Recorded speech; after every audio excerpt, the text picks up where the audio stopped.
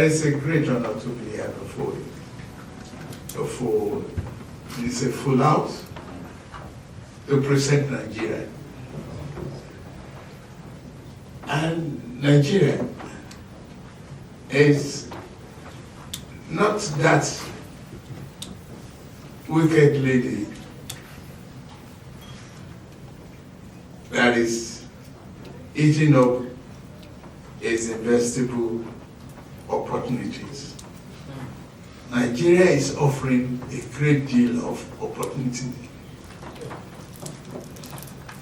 In Nigeria is where you can have the highest return on investment.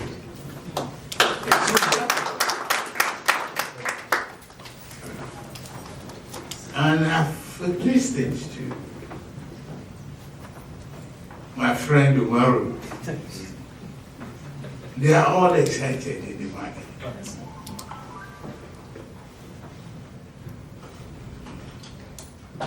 What you need, excuse me, is boldness and being a fearless investor to really cash in the key. Nigeria is not a wicked lady. What is wrong with us in the past is consistency in policy, lack of consistency. Double taxation, unfriendly exchange rate environment, corrupt, noxious exchange rate, corrupt subsidy. That's where we were labeled perhaps one of the most corrupt cities in Africa. Those two items can make you sad. But it takes a bold endeavor to reverse the course of a nation heading for disaster. I've just done.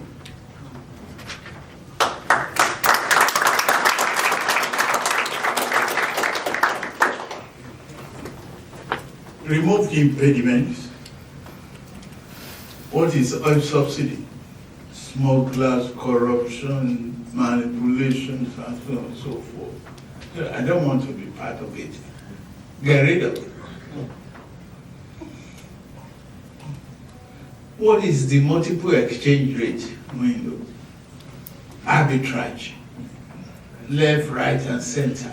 Multiple steps, up, jump. We are not in the Olympic arena. So, now, get into sacred. Let it be gone. Then the rest of pieces and jigsaw puzzles will be in place. What are we lacking? The courage and leadership in the right direction. We're not lacking in capacity. We can produce human capacity for all of you.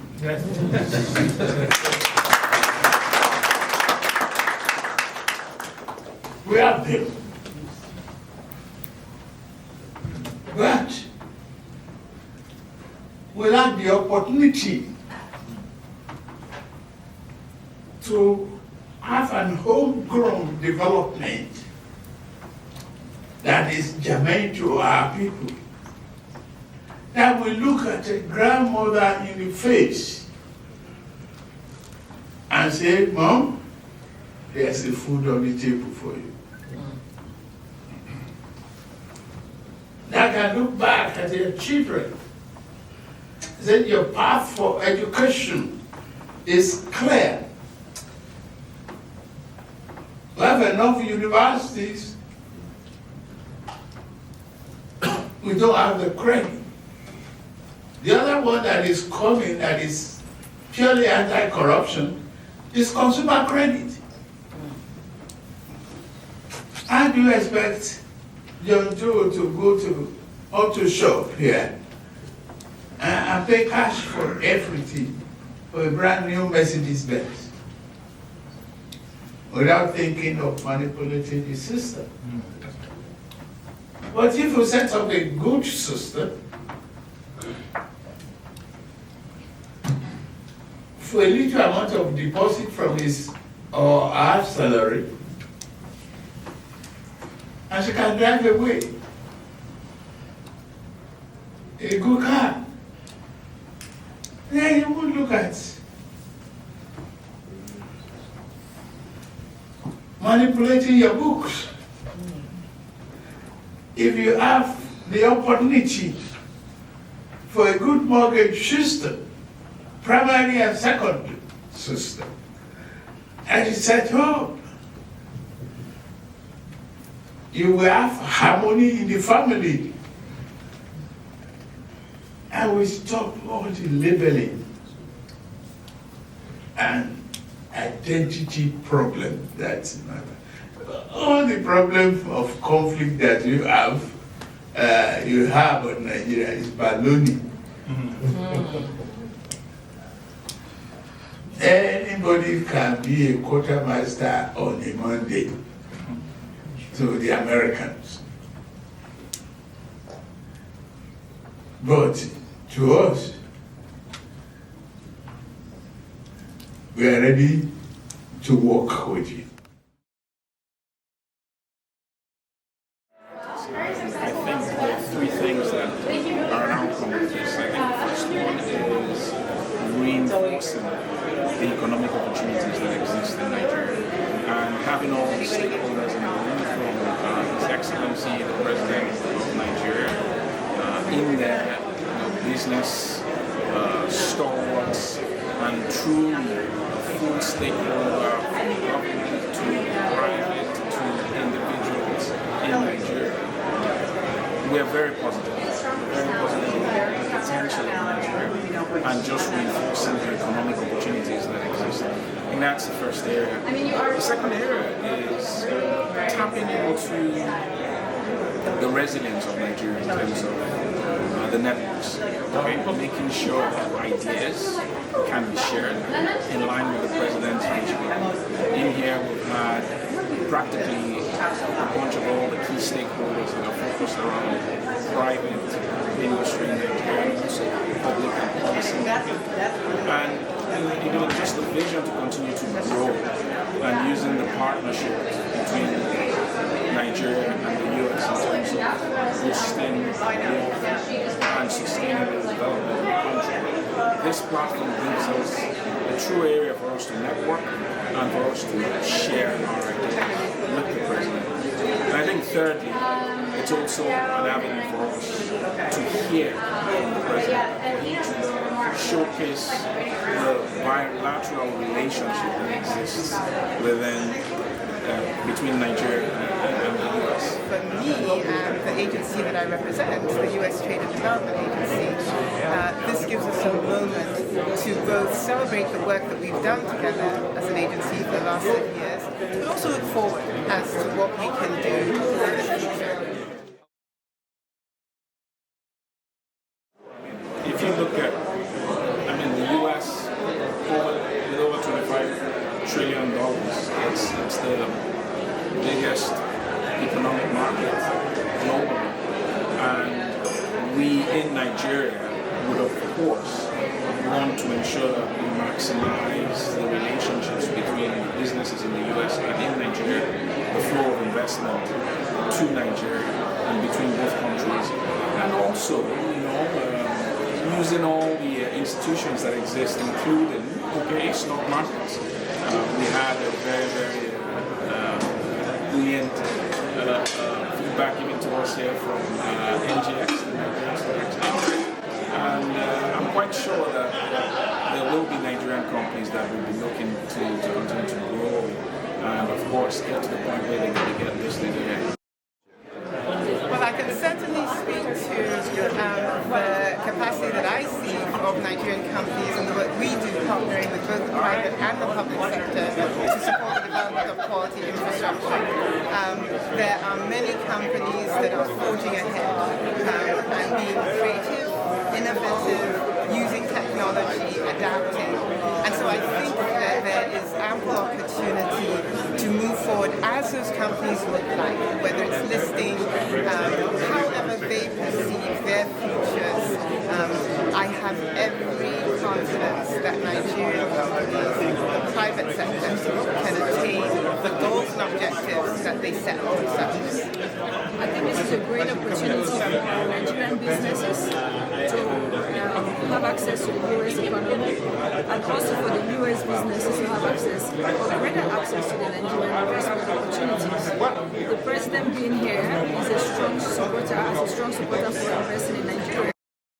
So I think this is a great start for the two countries to deepen their relationships and take their relationships to the next step.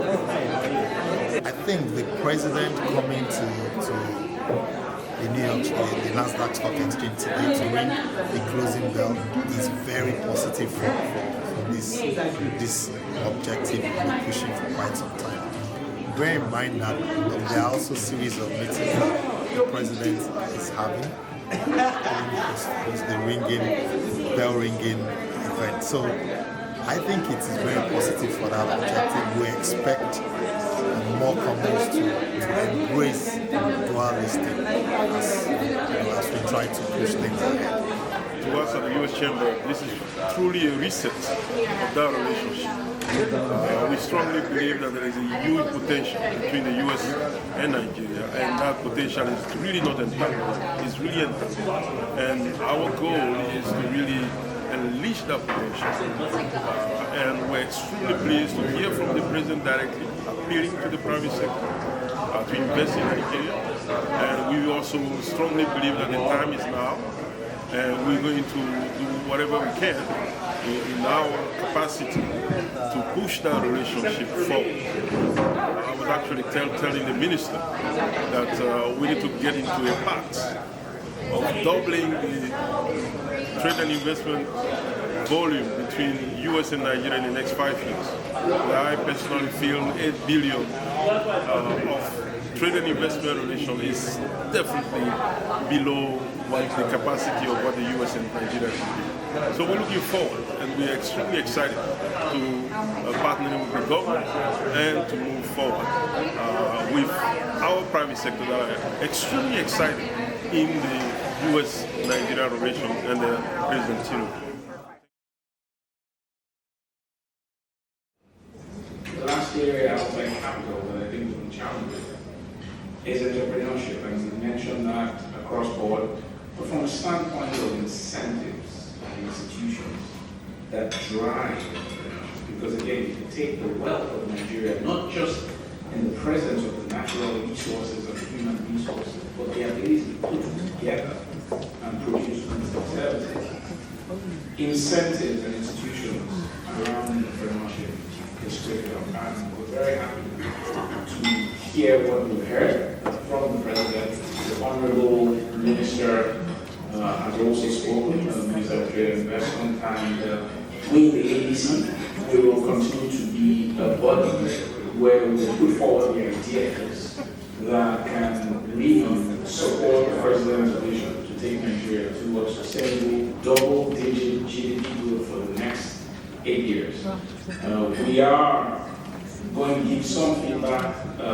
We have positive feelings around what's going on, and we're hopeful that from a standpoint of the market interventions that are pro-production of goods and services, we can tweak those primarily around the whole thing around forex, capital repatriation, liquidity in the forex market. That is critical.